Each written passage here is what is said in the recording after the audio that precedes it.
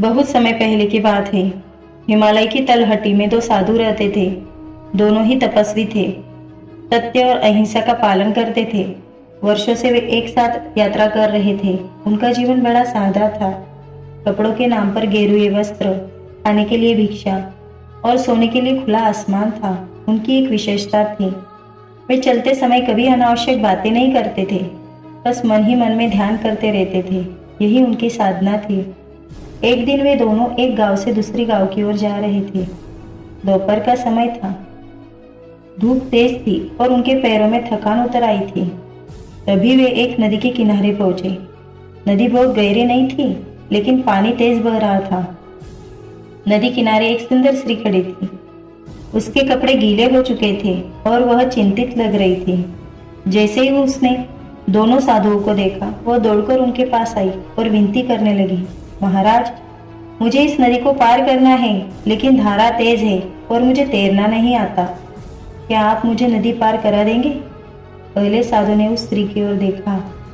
वह दयालु था और करुणा से भरा हुआ था। उसने बिना कुछ सोचे समझे अपने कंधों पर स्त्री को बिठाया और धीरे धीरे नदी पार करने लगा। पानी की धार तेज थी, लेकिन साधु का मन शांत था। आखिरकार वे सुरक्षित दूसरी ओर पहुंच गए। स्त्री ने हाथ जोड़कर साधु को धन्यवाद दिया और आगे बढ़ गई। साधु ने भी बिना कुछ सोचे कुछ बोले उसे विदा कर दिया।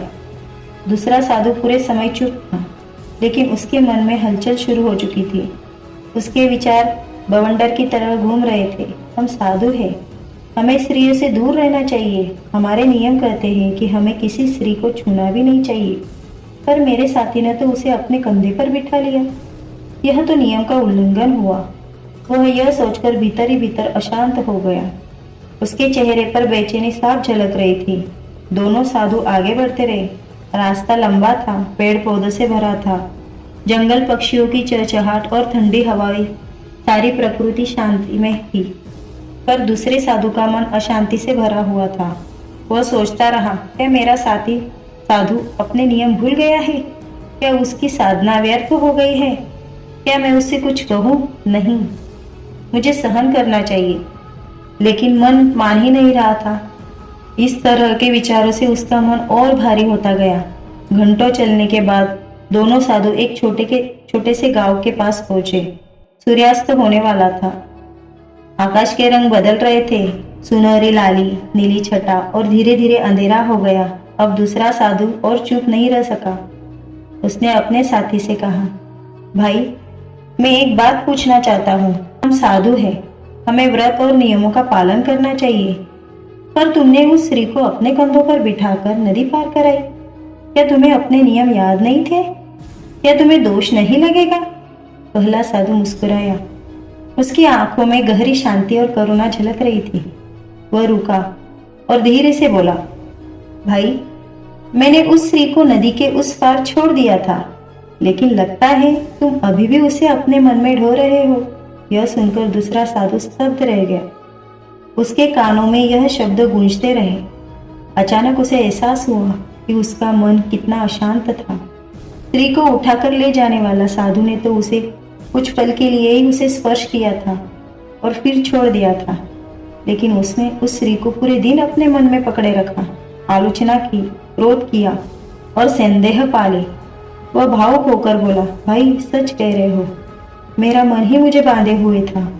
मैंने अपने विचारों से खुद को ही अशांत कर लिया। पहला साधु शांत स्वर में बोला, मन को नियंत्रित करना सबसे बड़ी साधना है। अगर हम हर घटना को मन में ढोते रहे तो जीवन भर शांति नहीं मिलेगी। छोड़ना सीखो, तभी मन शांत होगा। दूसरे साधु की आंखों से आंसू बह निकले। उसने अपने साथी के चरणों में झुककर कहा, आज मैंने सबसे बड़ी शिक्षा पाई है।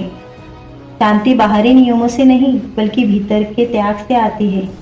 उस दिन से उसने संकल्प लिया कि वह मन में कोई बोझ नहीं रखेगा। अपमान, क्रोध, संशय सब वही छोड़ देगा जहाँ वे घटित होंगे। यह कहानी हमें यह सिखाती है कि घटनाएं बाहर होती है, पर अशांति अंदर पैदा होती है। अगर हम हर छोटी बातों को मन में ढोते रहे तो जीवन भारी हो जाएगा। छोड़ना, क्षमा करना और वर्तमान में जीना, यह मन की शांति का मार्ग है।